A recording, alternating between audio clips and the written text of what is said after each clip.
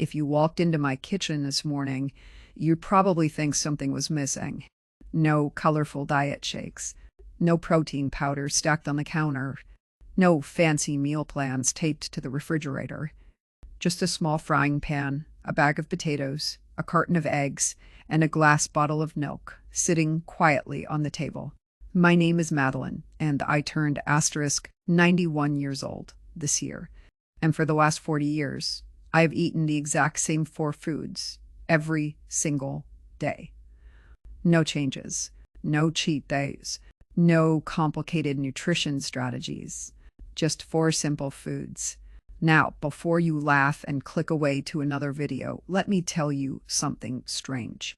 Over the course of my life, I've outlived 7 different doctors, 7 men who studied medicine for years, 7 men who told me my diet was dangerous, 7 men who were absolutely certain they knew better.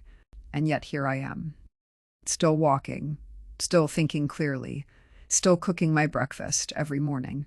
The first doctor who tried to change my diet was Dr. Harold Benson. This was back in 1984. I remember sitting in his office while he studied a sheet of paper with my test results. He frowned, leaned back in his chair, and said something that sounded very serious at the time. "Mistress Mayfield," he said, "your cholesterol is too high." Then he asked me what I usually ate. I told him the truth: eggs, beef, potatoes, milk. He looked at me like I had just confessed to committing a crime. He started explaining how eggs would destroy my heart, how butter would clog my arteries, how red meat could cause terrible diseases. He printed out a chart for me. Green foods meant good. Red foods meant bad. Almost everything I liked was sitting in the red section. From now on, he said, you should avoid these foods. Instead, he suggested low-fat cereals, vegetable oils, and processed snacks that came in colorful boxes. I nodded politely. I thanked him, and when I got home, I made myself 3 eggs fried in butter. That was nearly 40 years ago. Dr. Benson passed away at *72 years old. Heart attack. Meanwhile, I am standing here at *103, still eating my eggs. Now, I'm not telling you this to make fun of doctors. Most of them mean well, but sometimes the world gets so complicated that people forget the basics. So let me tell you exactly what I eat every single day. The first food is eggs. 3 eggs every morning, not egg whites, not powdered eggs. 3 whole eggs with the yolks. I cook them in butter, real butter. For decades, people told me eggs were dangerous. But I always had a simple question. If eggs are so bad, why did people eat them for hundreds of years without worrying about it? My father ate eggs almost every day of his life. He worked as a carpenter. He carried heavy lumber on his shoulders all day long. He lived to be *94 years old. My mother also ate eggs regularly. She raised 4 children, baked bread from scratch, and somehow still had energy to laugh with us in the evenings. She lived to *97. So when the newspaper started warning people about eggs, it never quite made sense to me, because I had already watched 2 long lives built on the same food. And if you really think about it, an egg is one of the most remarkable foods in nature. Inside that shell is everything needed to build a living animal. Bones, muscles, organs, feathers, all of it begins inside that tiny package. Protein, healthy fats, vitamins, minerals. Nature rarely creates something that's complete by accident. But somewhere along the way, people decided the yolk was the problem. So they started throwing it away. That always struck me as strange. Imagine buying a beautiful apple and only eating the stem, or buying a car and removing the engine before driving it. That's what throwing away the yolk feels like to me. Now, the second food I eat every day is beef. 1 full pound. Ground beef, usually the kind with a little fat in it, not the ultra-lean stuff. For years, people warned me about red meat. They said it would lead to heart disease, cancer, and all sorts of problems. But when I was growing up, beef was simply dinner. My grandparents lived on a farm. They raised cattle. Beef wasn't considered dangerous. It was considered normal. And those people worked harder than most of us today can imagine. They lifted hay bales. They walked miles across fields. They built barns with their hands. And they lived long lives. The truth is, beef contains many of the nutrients your body uses every day. Iron for your blood, vitamin B12 for your nerves and brain, protein for muscles. These days, people spend a lot of money on supplements, trying to get those same nutrients, but they forget that food already contains them. I cook my beef in a cast iron skillet. No complicated recipe, just beef and a little salt. That's it. The third food I eat every day is potatoes. 6 small red potatoes, boiled with the skin still on. Now, this is where modern diet trends get interesting. These days, people seem afraid of carbohydrates. They track every gram. They argue endlessly about them. But potatoes have been feeding people for generations. They helped families survive the Great Depression. They fed soldiers during difficult wars. They kept entire communities alive through long winters. To me, a potato is simply energy from the earth. Plain, reliable, honest. The fourth food I eat every day is milk. A tall glass with every meal. When I was a child, milk came from a dairy farm just down the road. It arrived in glass bottles. The cream floated on top. You had to shake it before pouring. It tasted rich and satisfying. Nowadays, milk goes through so much processing that it hardly feels the same. But I still enjoy a good glass of it. So that's it. My entire diet. Eggs, beef, potatoes, milk, breakfast, lunch, dinner. The same foods every day. Now, some people say that sounds boring, but you know what's truly boring? Spending your life constantly worrying about food, counting calories, tracking macros, reading endless diet books, trying one diet after another. Meanwhile, life quietly passes by. I prefer something simpler. I wake up, I cook my breakfast, and then I move on with my day. Because the truth is, food is only one piece of a long life. There are other things that matter far more. And in my 103 years on this earth, I've learned a few lessons about those things too. But before I tell you about them, let me ask you something. Have you ever noticed that the people who live the longest usually have very simple lives? Not easy lives, but simple ones. And that simplicity might be the real secret. Now, here's something interesting I've noticed over the years. The people who live the longest rarely spend their lives chasing complicated health plans. They live simply. Not easy lives, but simple ones. Let me tell you about a man named George Whitaker. George lived 3 houses down from me for almost 40 years. He wasn't a doctor. He wasn't a scientist.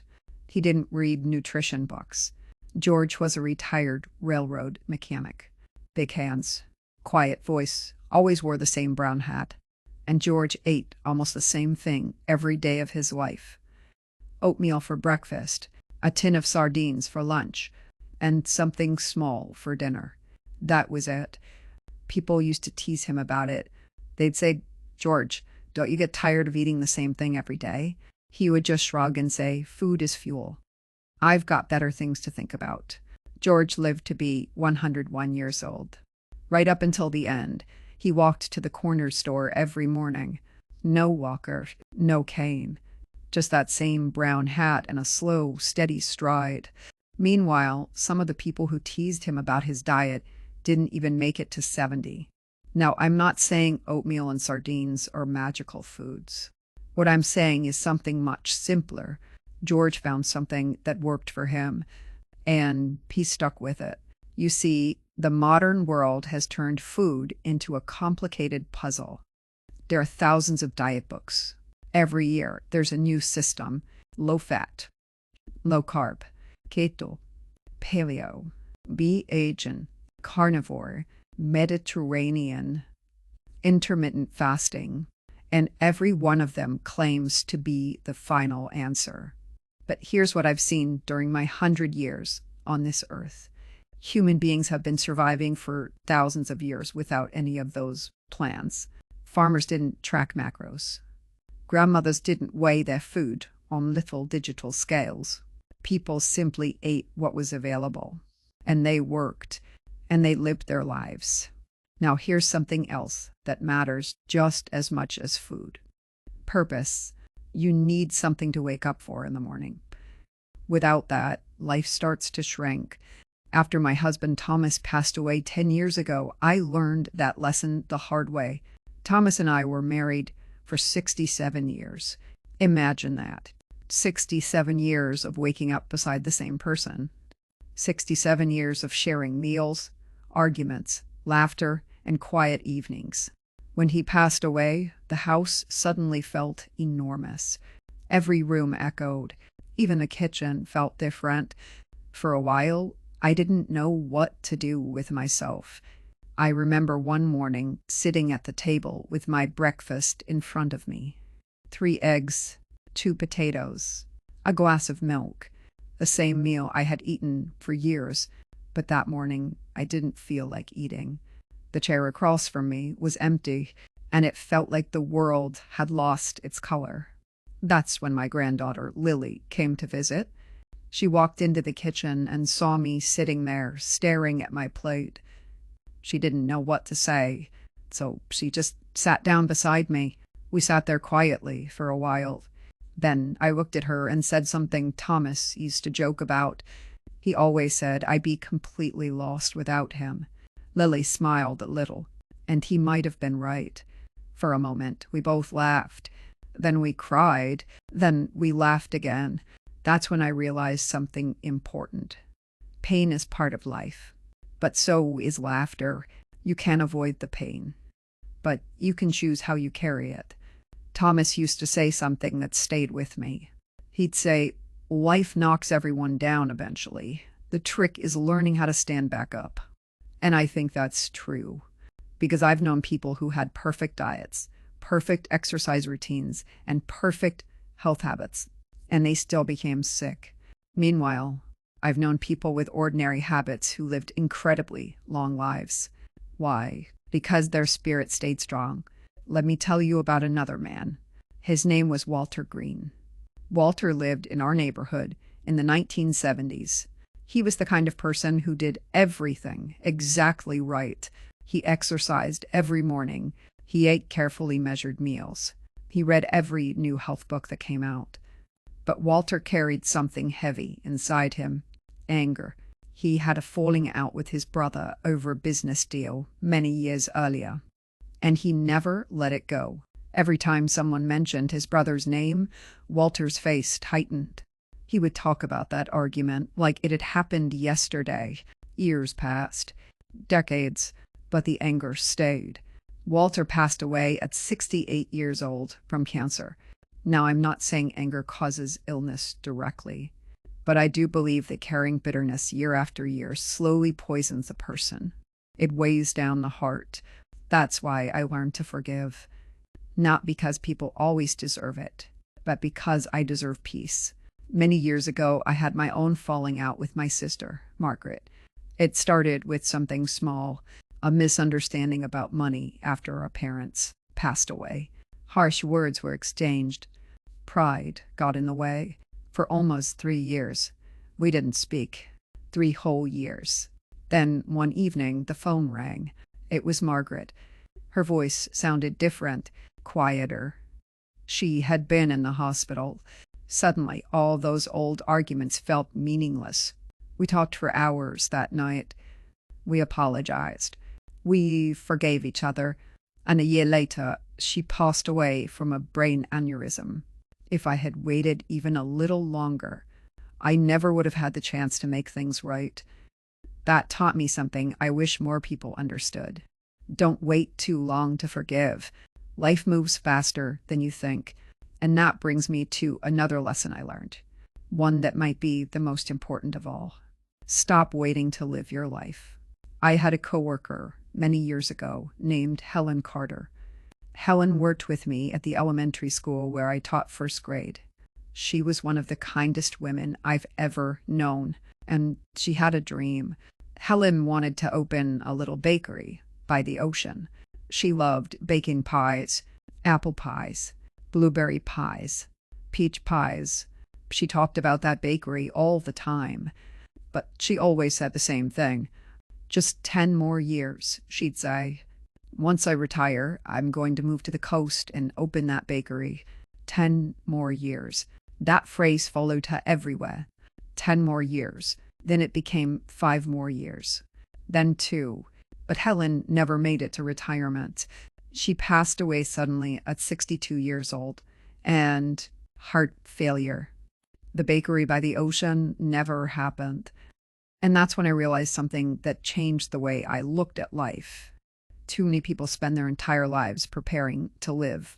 They wait for the perfect time, more money, more stability, more confidence. But the truth is, the perfect time rarely arrives. Life happens right now, not later, not someday, right now. And that realization changed the way I lived my remaining years. I started focusing less on worrying and more on appreciating the simple moments.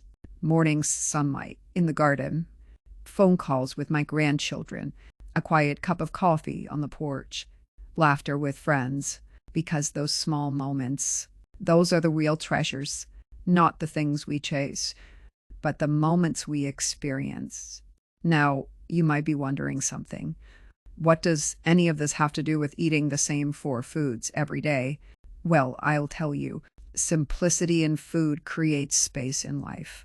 When you remove the constant noise of complicated diets, you free up your energy for things that actually matter: love, purpose, peace.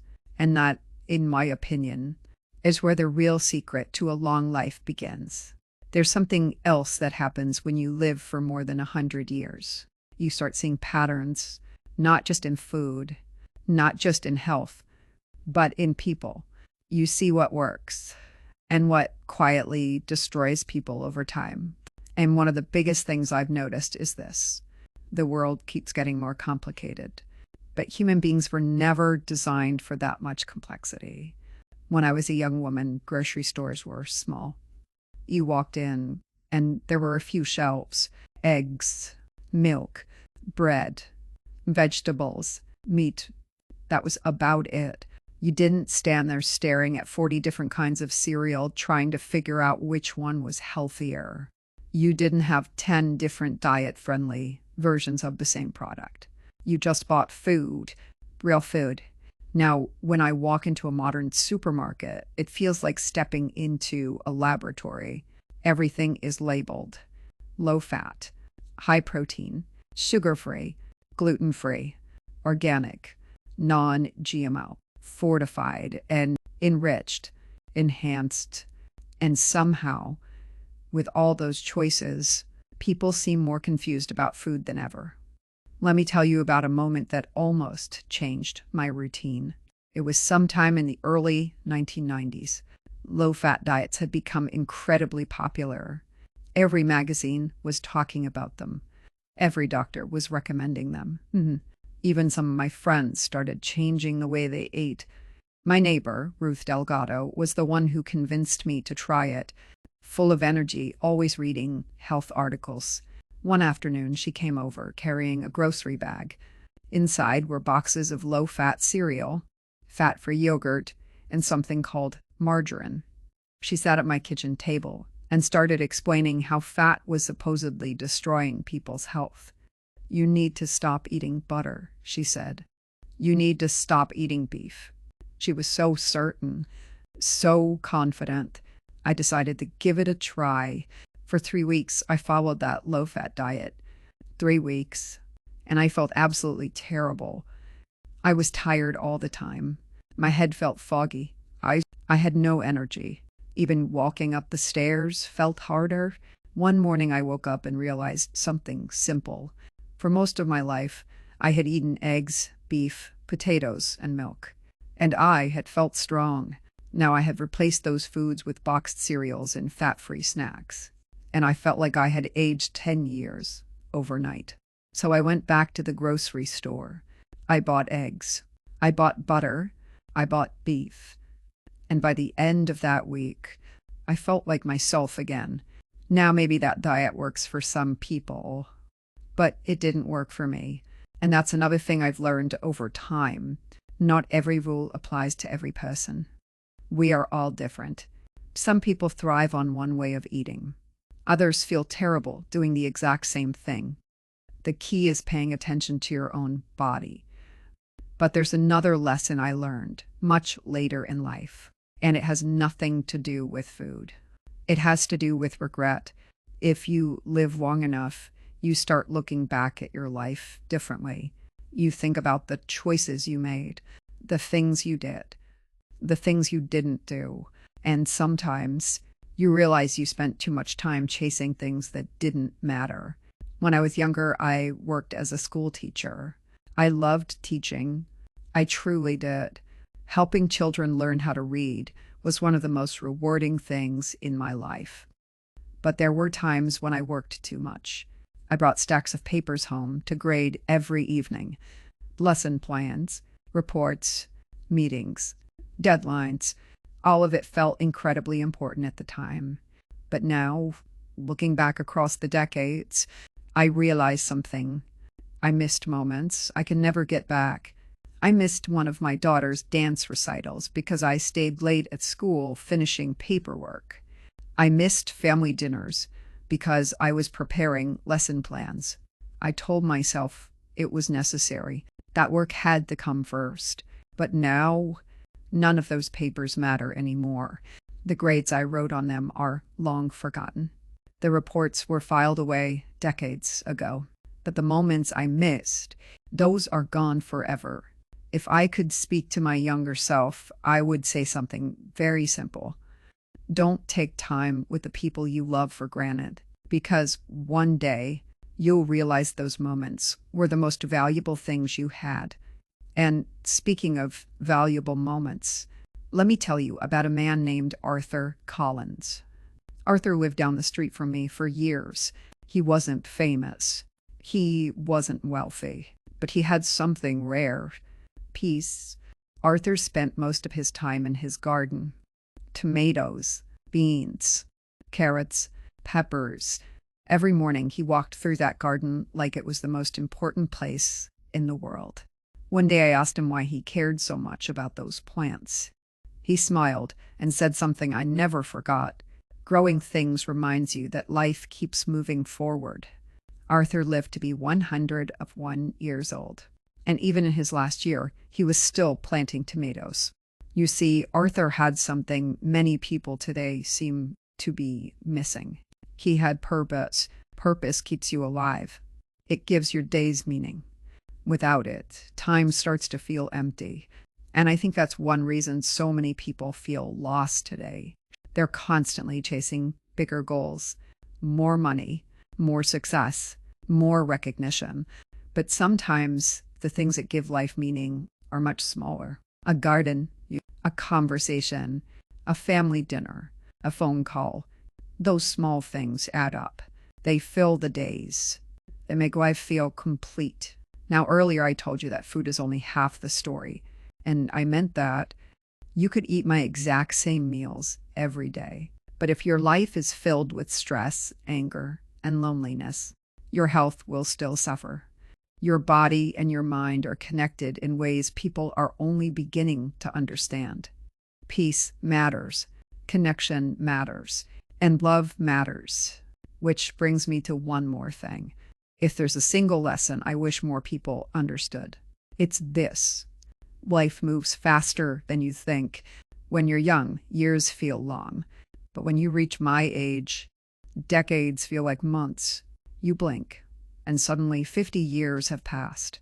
That's why waiting is so dangerous. Waiting for the perfect job. Waiting for the perfect relationship. Waiting for the perfect moment. because the perfect moment is often just the one you're living in right now. And many people don't realize that until it's already gone. So here I am, 103 years old, still cooking the same four foods, still waking up early, still tending my small garden, still laughing with my grandchildren, still grateful for every sunrise. But before we finish this story, there's one final thing I want to tell you, because the real secret to living a long life isn't just the food. It's something much deeper, and once you understand it, you might start looking at your life very differently. So here I am, 103 years old. I've lived through 2 world wars, watched 18 presidents take office, and seen technology change the world in ways I never could have imagined as a little girl. When I was young, people sent letters that took days to arrive. Now you can send a message across the planet in seconds. I've seen whole Stromweckens replaced by airplanes, radio replaced by television, television replaced by the internet. The world has changed again and again, but something interesting has stayed the same. Human beings. Our bodies haven't changed very much. Our hearts haven't changed very much. And the things that make life meaningful haven't changed at all. That's why I find it fascinating when people search for complicated answers to simple questions. People ask me all the time, Mistress Mayfield, what's the secret to living so long? They expect me to tell them something complicated, some hidden trick, some magical supplement, some scientific breakthrough. But the truth is far less exciting. The secret is simplicity, real food, real relationships, real purpose. That's it. Everything else is decoration. You can spend your life reading every health book in the world. You can follow every new diet trend. You can buy every supplement on the shelf. But if your life is filled with stress, anger, loneliness, and regret, none of those things will truly help you, because the body and the mind are deeply connected. When one suffers, the other eventually feels it. And that brings me to the most important lesson I've learned in 103 years. The lesson I wish someone had told me when I was young. Life is not something you prepare for. Life is something you live right now. Too many people treat life like a rehearsal. They say things like, I'll be happy once I make more money. I'll travel once I retire. I'll slow down once everything is stable. But the truth is, life rarely becomes perfectly stable. There's always another goal, another problem, another responsibility. And before you know it, years have passed, then decades, and suddenly you realize the time you thought you had is already gone. That's why I tell people something very simple. Stop waiting. Start living. Call the people you love. Tell them what they mean to you. Take the trip you've been thinking about. Spend time with your family. Sit outside and watch the sunset. Plant something in the garden. Laugh more often. Forgive people. Let go of the anger you've been carrying, because that anger doesn't hurt them nearly as much as it hurts you. It's like drinking poison and hoping the other person gets sick. Let it go. Give yourself peace. And while you're at it, make your life simpler. You don't need hundreds of choices. You don't need endless complications. You don't need to chase every trend that appears online. Sometimes the most powerful thing you can do is simplify. Simplify your food. Simplify your schedule. Simplify your priorities. When you do that, something interesting happens. Your mind becomes calmer. Your days feel lighter. And suddenly you have time for things that truly matter. That's why I eat the same 4 foods every day. Not just because they work for my body, but because they simplify my life. I wake up. I cook my breakfast. I eat it. And then I move on with my day. I don't spend hours deciding what to eat. I don't stress about complicated meal plans. I don't chase every new diet trend. I simply eat, and then I live. That simplicity has given me something incredibly valuable: time. time to talk with my grandchildren, time to sit in the garden, time to read, time to think, time to appreciate the world around me. And at 103 years old, time becomes the most precious thing you have because you start to understand how limited it really is. When you're young, time feels endless. But when you've lived as long as I have, you realize every day is a gift. Every sunrise matters. Every conversation matters. Every laugh matters. Even the quiet moments matter. That's something I wish more people understood earlier in life. Because the truth is, most of the things we worry about today will not matter in 20 years. Not the arguments, not the stress, not the small frustrations, but the people in your life. They will matter. The moments you share with them, those will matter. The kindness you show others, that will matter too. Everything else fades away. And one day, when you're sitting quietly looking back on your life, those are the things you'll remember, not the money, not the job titles, not the things you bought. You'll remember the laughter, the friendships, the love, and hopefully, you'll remember a life that felt well lived. Now, I know some people watching this might think, well, that's easy for a 103-year-old woman to say. But remember something. I wasn't always 103. I was once 20, then 40, then 60. And during those years, I made mistakes. I worried too much. I worked too much. I waited too long to say certain things. But every year taught me something. And eventually those lessons added up until one day I realized something simple. Life doesn't have to be perfect to be beautiful. It just has to be lived. So if you're watching this right now, I want you to remember 3 things. First, take care of your body. Feed it real food. Move it. Let it rest. Second, take care of your relationships. Love people while they're still here, because one day they won't be. And third, take care of your spirit. Find something that gives your life meaning, a hobby, a passion, a cause, something that makes you excited to wake up in the morning, because purpose is one of the strongest medicines a person can have. As for me, I'll keep doing what I've been doing for the past 40 years. Tomorrow morning, I'll wake up. I'll walk into the kitchen. I'll take out 3 eggs. I'll slice a couple of potatoes. I'll pour a glass of milk.